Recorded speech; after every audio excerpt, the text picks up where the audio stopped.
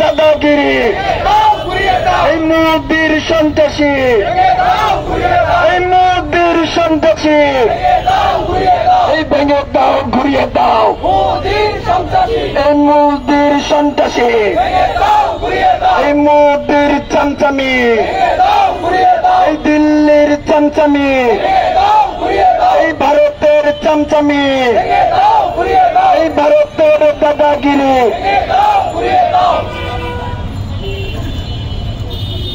উপস্থিতি আজকের ছাত্র জনতা সমাবেশে এ পর্যায়ে বক্তব্য রাখবেন ইতিহাস ডিপার্টমেন্টের শিক্ষার্থী শেখ ফাহিম ফয়সাল।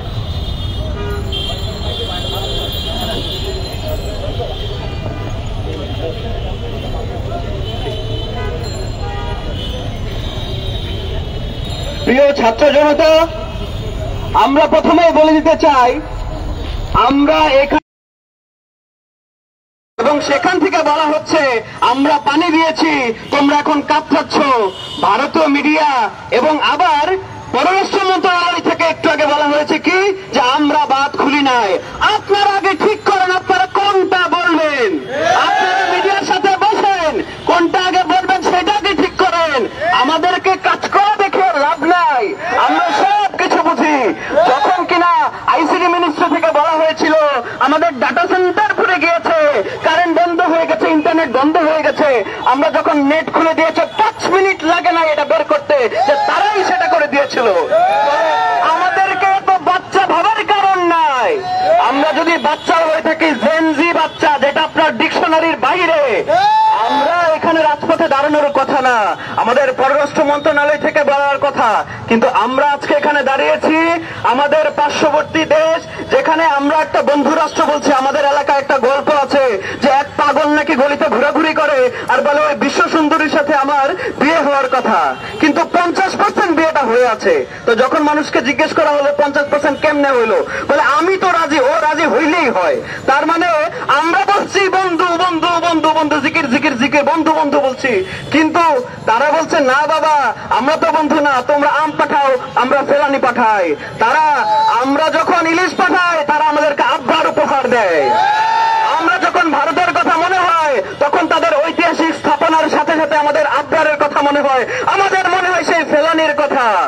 ফলে আজকে যখন আমরা এখানে দাঁড়িয়েছি, আমরা কারেক্টলি বলতে চাই এবং আমরা সেই পররাষ্ট্র মন্ত্রণালয়কে বলতে চাই, আপনার মিডিয়াকে আপনার কথা শুনে না আমাদেরকে বুঝতে দিতে চান যে ওরা বলছে আমরা পানি ছেড়েছি, পররাষ্ট্র মন্ত্রণালয় বলছে, ডেইলি স্টার একটু আগে দেখেছি যে তারা রিভিউট করেছে যে আমরা পানি ছাড়ি নাই। তাহলে আপনারা কি করেছেন?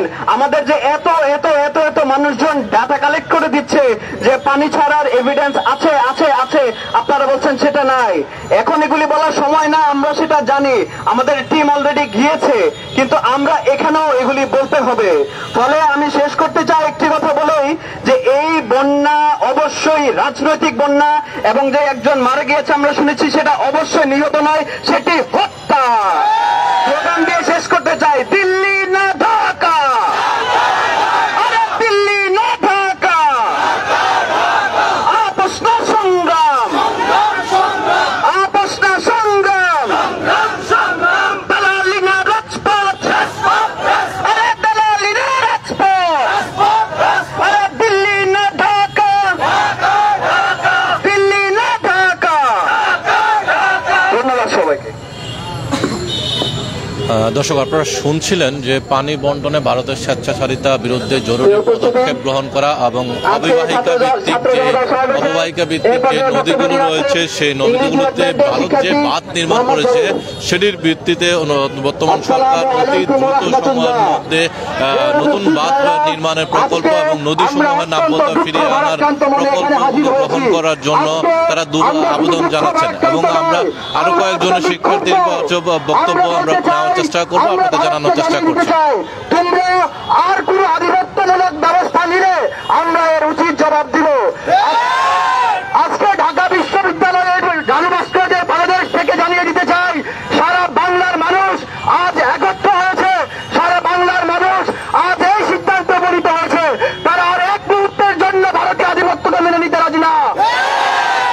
আজকে শুধু ছাত্র জনতার মাঝে নয়, আমরা বলে দিতে চাই, আজকে যারা আমাদের ছাত্র আন্দোলনের সময় আমাদের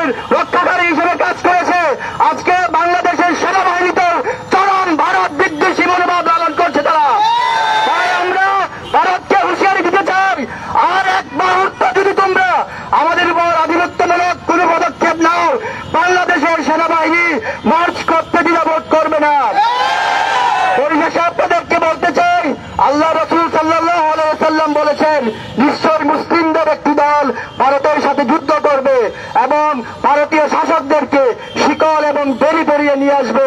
আল্লাহ সুবহানাহু ওয়া তাআলা তাদেরকে বিজয় দান করবেন ইনশাআল্লাহ। ভারতের কালো হাত, ভারতের কালো হাত। ধন্যবাদ সবাইকে।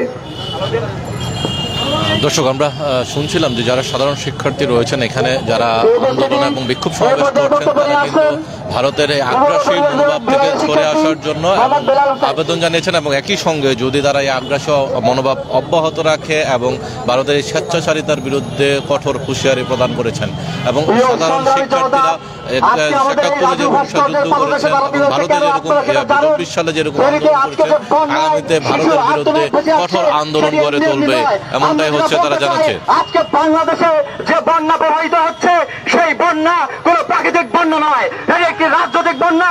অন্যায়ভাবে ভারত সরকার বাঁধ খুলে দিয়ে আমাদের এই বাংলাকে, সবুজ শ্যামল বাংলাকে বন্যায় প্লাবিত করছে। সে অন্যায় আমরা এদেশের সচেতন জনগণ সেটা কখনো মেনে নেব না। ভারতের আধিপত্যবাদ আমরা কখনোই মেনে নেব না। আমাদের দেশের পররাষ্ট্রনীতি হবে সবচেয়ে শক্তিশালী পররাষ্ট্রনীতি এবং ভারতের ঘাড়ের উপর আমরা নিঃশ্বাস ফেলে যাওয়া বলতে পারি বাংলাদেশ একটি শক্তিশালী জাতি। আমরা যদি বাঁচি একদিনের জন্য বাঁচবো এবং সেটা বাঘের মতো লড়াই করে বাঁচতে চাই। আমাদের দেশের পররাষ্ট্রনীতি যেন শক্তিশালী রাষ্ট্র হয় এবং আমাদের দেশের পররাষ্ট্র যারা নীতি নির্ধারক আছে তারা আগামীতে ভারতে আমাদের দেশের পররাষ্ট্র নীতিকে একটি শক্তিশালী পররাষ্ট্র নীতি হিসাবে পৃথিবীর একটি মানচিত্রে একটি জায়গা করে নিবে, সেই আশাবাদ ব্যক্ত করি। অর্থাৎ আমরা যেটা বলতে চাই, ভারতের ছেড়ে দেওয়া এই বন্যা, এটি বন্যা কি প্রাকৃতিক বন্যা নয়, এটি একটি রাজনৈতিক বন্যা। এই বন্যার বিরুদ্ধে বাংলাদেশের আপামর জনগণকে সচেতন হতে হবে এবং প্রতিরোধ গড়ে তুলতে হবে, যাতে আগামীতে ভারত কোন ধরনের অন্যায় দুঃসাহস করার চেষ্টা না করতে পারে। আমাদের সে ব্যাপারে সচেতন থাকতে হবে। এটাই ছিল আমার মূল কথা। অর্থাৎ বাংলাদেশের বাঙালি জনগণকে আমাদের নিজেদের অধিকার নিয়ে সচেতন হতে হবে।